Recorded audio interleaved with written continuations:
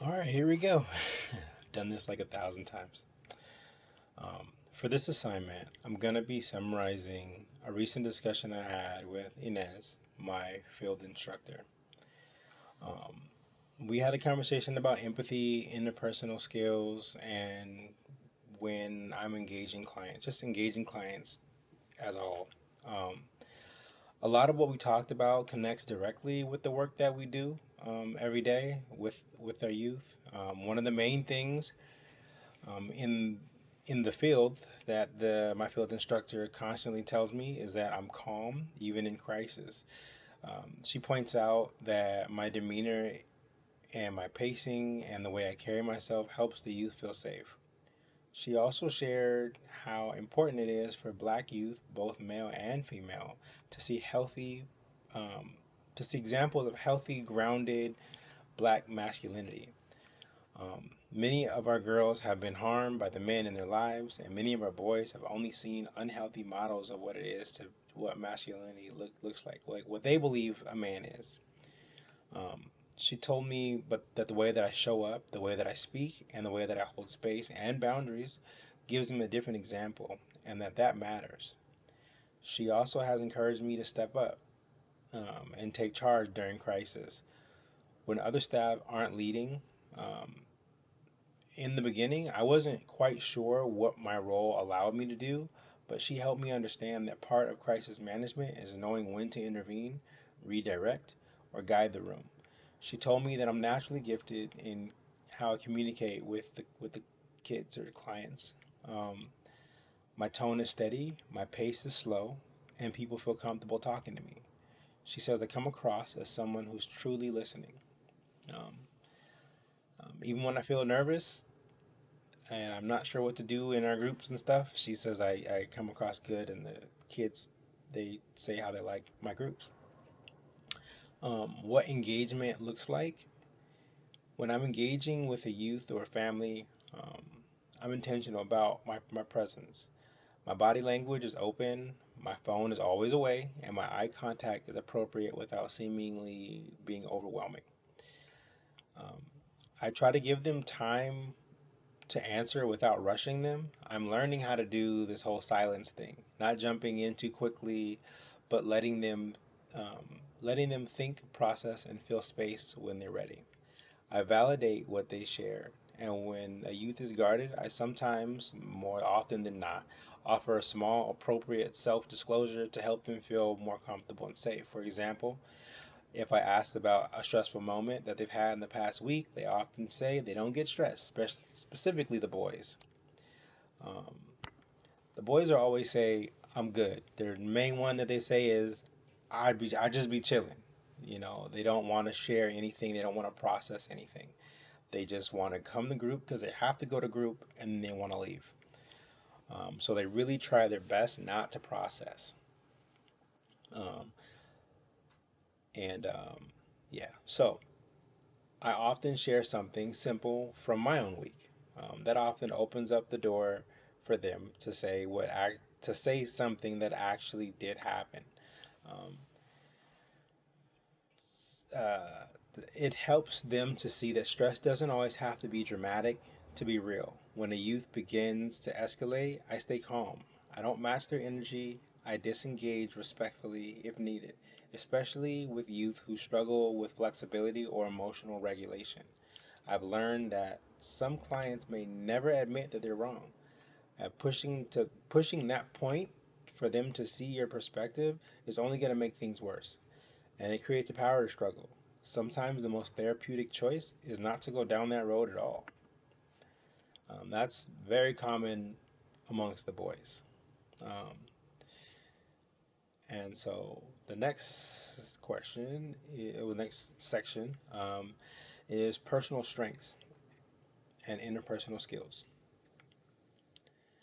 My personal strengths line up well with interpersonal engagement. I'm calm, direct, patient, and understanding. I live through chaos and learn early that matching someone's intensity never helps. So I try my best to be the anchor. I try my best to be the, what's it called? Um, what is that thing? It's right now I'm just filming, so I'm a bit nervous, but a lighthouse. I try to be the lighthouse. So when they're on a boat, an analogy that I give often is that they're in a boat and it's the seas are crazy. They can't control it.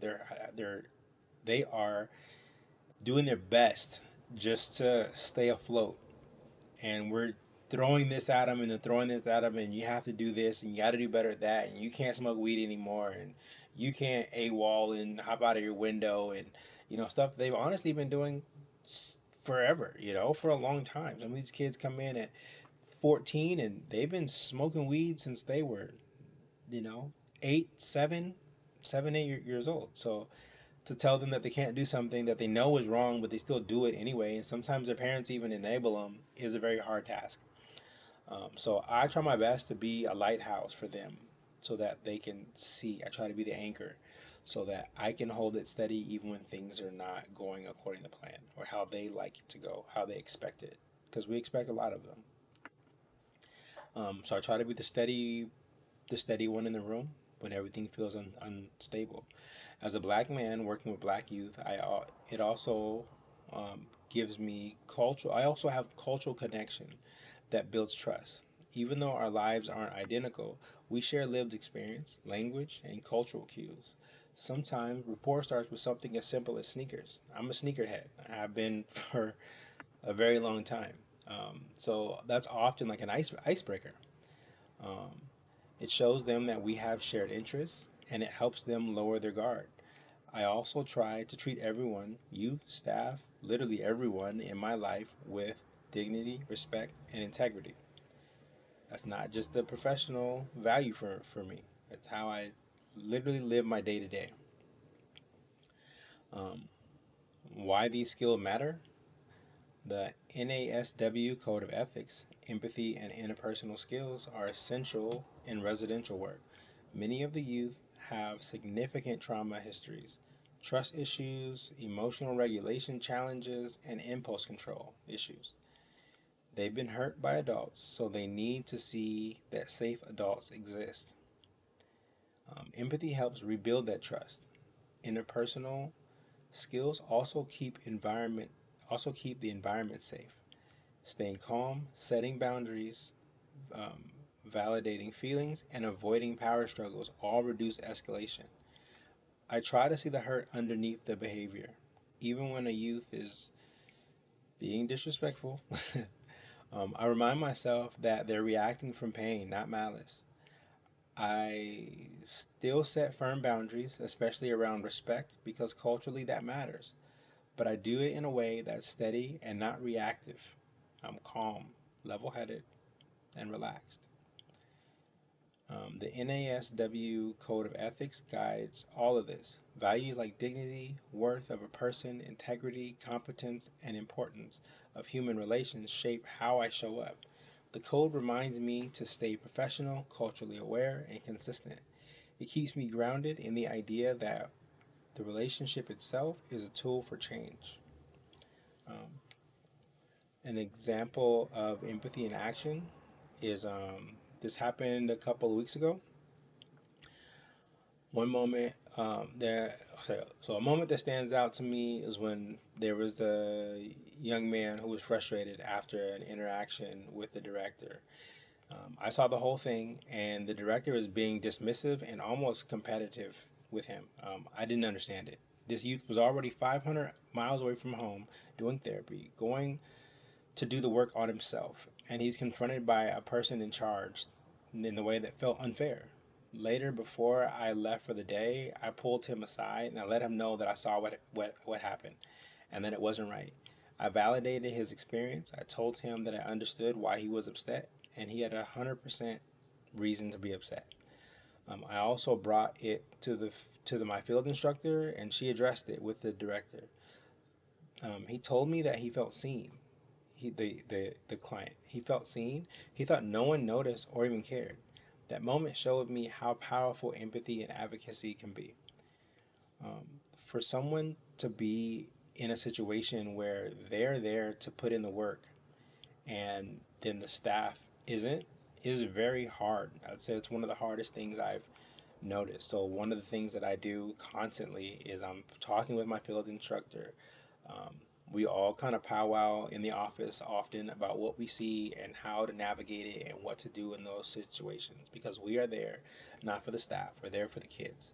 We're there for the kids to help them navigate, do better, and grow from um, where they currently are so that they can be healthy, contributing members of society. You know, a lot of times they come in um, with violence, drug addiction, and a ton of different other issues. And when they leave, the goal is that they do better, that they're doing better in life, and that we really give them a shot. So yeah, that's a summary of I guess what I got going. It's a little long, but oh well.